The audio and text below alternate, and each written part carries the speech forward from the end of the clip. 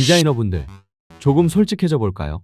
AI한테 직업을 위협받는다고 하지만 요즘 직접 하나하나 그리시는 분보다 AI 먼저 켜는 경우 많지 않나요? 아이콘, UI 구조, UX 카피, 이미지 생성이나 수정까지 이제는 텍스트 몇 줄만 쳐도 딸깍으로 미친 결과물이 나오는 시대가 됐습니다. 안 쓰는 사람이 바보인 거죠. 그래서 요즘은 툴 잘 다루는 사람보다 AI 잘 쓰는 사람이 더 중요해질 수도 있습니다. 근데 여기서 더 무서운 변화가 등장했습니다.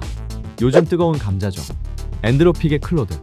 최근 발표한 기능 하나로 디자인계가 들썩였죠. 블렌더, 어도비, 스케치업, 피그마, 전 세계 디자이너들이 매일 쓰는 툴들이 이제 클로드 안으로 들어오기 시작했습니다.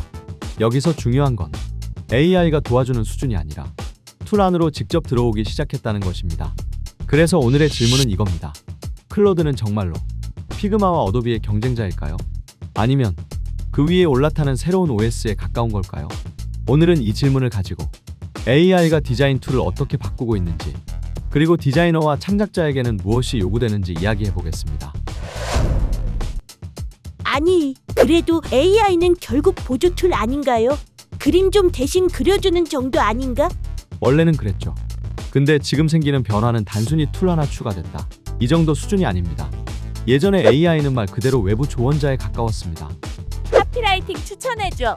이런 느낌 레퍼런스 만들어줘. 블렌더 스크립트 짜줘. 그러면 우리가 할 건 답변 복사, 툴 열기, 붙여넣기, 수정, 이 과정을 반복했죠. 즉 AI는 툴 밖에 있었습니다. 근데 지금은 달라졌습니다. 이번에 클로드가 보여준 핵심은 하나입니다. AI가 작업실 안으로 들어왔다. 예를 들어 예전에는 블렌더에서 문제가 생기면 직접 설정을 열어보고 조명 바꾸고 렌더 옵션 뒤져야 했습니다. 근데 이제는 왜 이 캐릭터만 그림자가 이상해? 라고 물어보면 AI가 심 구조를 직접 보고 문제 원인을 분석합니다. 이게 왜 무섭냐면 이제 중요한 건 툴을 얼마나 오래 배웠냐가 아니라 AI에게 얼마나 정확하게 설명하느냐가 되기 때문입니다. 예전 디자인 작업은 이랬습니다. 아이디어 생각, 러프 스케치, 툴 작업, 수정 반복. 근데 지금은 아이디어 설명, AI가 구조 제안, 디자인 생성, 세부 수정, 이 순서로 바뀌고 있습니다.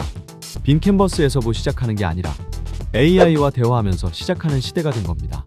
그래서 이제 디자이너의 캔버스는 포토샵이나 피그마가 아니라 어쩌면 AI 자체가 되고 있는지도 모릅니다. AI 얘기만 나오면 항상 이런 말이 먼저 나옵니다. 디자이너 대체되는 거 아니야? 이제 사람 필요 없어지는 거 아니야? 근데 지금 진짜 위험해지는 건 생각보다 사람이 아닐 수도 있습니다. 오히려 먼저 흔들리는 건 툴 자체입니다. 왜냐하면 지금까지 디자인 툴 산업은 굉장히 단순한 구조였기 때문입니다. 좋은 결과물을 만들기 위해서는 툴을 오래 숙련해야 했습니다. 포토샵 단축키 익히고, 피그마 컴포넌트 배우고, 블렌더 인터페이스 적응하고, 결국 실력이라는 건 툴 숙련도에 가까웠죠. 근데 AI가 등장하며 이 구조 자체가 흔들리기 시작합니다. 예전에는 피그마를 잘 쓰는 사람이 필요했다면 이제는 이 화면을 어떻게 만들고 싶은지를 정확하게 설명하는 사람이 더 중요해지고 있습니다. 예전에는 앱 화면 하나 만들려면 와이어프레임 짜고 컴포넌트 만들고 레이아웃 잡고 하나씩 배치해야 했습니다. 근데 이제는 미니멀한 금융 앱 만들 건데 20대 타겟이고 토스 느낌으로 만들어줘. 이렇게 말하면 AI가 초안을 바로 만들어줍니다. 물론 아직 완벽하진 않지만 중요한 건 속도입니다. 원래는 생각과 제작 사이에 툴이라는 벽이 있었는데 AI는 그 벽을 엄청 빠르게 없애고 있습니다. 그리고 이 순간부터 툴 회사들은 위험해집니다. 왜냐하면 사람들이 원하는 건 결국 결과물이에요. 좋은 디자인, 빠른 작업, 멋진 영상, 편한 제작 과정. 툴은 원래 그걸 만들기 위한 중간 과정이었을 뿐입니다. 근데 AI가 그 중간 과정을 줄여버리게 되면 사람들은 굳이 복잡한 툴을 배우지 않으려 합니다. 디자인하려면 피그마와 툴을 배우는 게 필수였었지만 이제는 AI에게 잘 말하는 것만으로도 어느 정도 결과가 나오기 시작한 거죠. 그래서 지금 무서운 건 AI가 디자이너를 대체한다가 아니라 AI가 툴의 필요성을 줄이고 있다는 점입니다. 그리고 이 변화는 생각보다 훨씬 빠르게 오고 있습니다. 새로운 툴 하나 배우는 데는 몇 달씩 걸리죠. 근데 AI는 그냥 잘 시키면 됩니다. 즉, 인터페이스의 시대에서 대화의 시대로 넘어가고 있는 겁니다. 그래서 지금 피그마와 어도비가 긴장하는 이유도 단순히 AI 기능 때문이 아니라 AI가 툴의 자리를 아예 바꾸려고 하고 있기 때문입니다. 그래요. 근데 그래서 클로드가 정확히 뭘 할 수 있는 건데요? 솔직히 AI 얘기하면 아직도 많은 사람들이 결국 대충 이미지 몇 장 뽑는 거 아니야? 이 정도로 생각합니다. 근데 이번에 엔트로픽이 공개한 방향은 그 수준이 아닙니다. AI가 단순 이미지 생성기가 아니라 디자인 작업의 중심 인터페이스가 되기 시작한 겁니다. 첫 번째, 이제 포토샵 기능을 말로 실행한다. 원래 포토샵에서 작업하려면 레이어 찾고, 마스크 씌우고, 브러쉬 조정하고 하나씩 직접 눌러야 했습니다. 근데 이제는 배경만 자연스럽게 지워줘. 이 사진 광고 느낌으로 보정해줘. 유튜브 썸네일 느낌으로 더 강하게 만들어줘. 이렇게 말하면 AI가 여러 단계를 한 번에 처리합니다.